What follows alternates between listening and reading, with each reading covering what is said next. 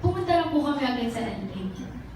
So, it was your first time by the US? Yes, first time ko po makapunta sa America. Aside from taping, you told me earlier that you had time to spend also to go around. What did you do? How was the taping also? Yung taping ko, okay po. Yung performance ko po, good. Tapos po, As I you have- could see, good lang yan. Great. That was great. after my performance, we have a chance to go around, see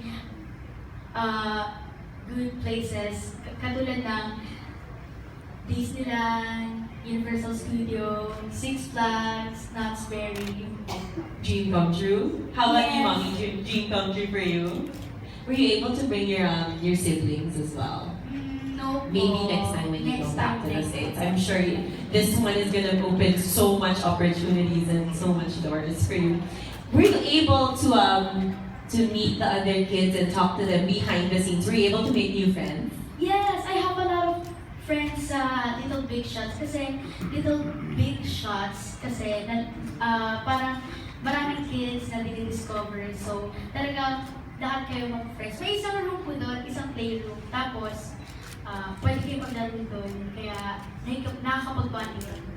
Are you still in contact with them still now? I mean, since social just media is email. Uso pa palang email, hindi na Facebook.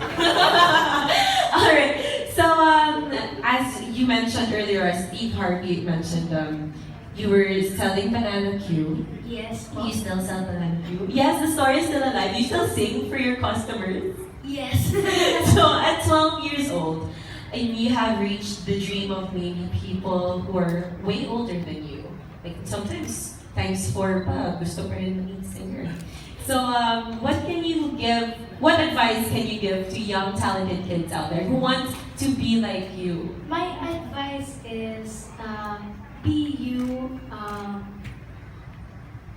achieve what you want, tapos po practice, tapos do whatever you want, tapos po parang po kasi sa akin, kailangan hindi po kayo matakot kung ano po yung gusto nyong gawin. Kailangan po ilabas nyo po siya kasi blessing po ni God yan. Sayang naman po kung hindi nyo po gagawin. Yan po.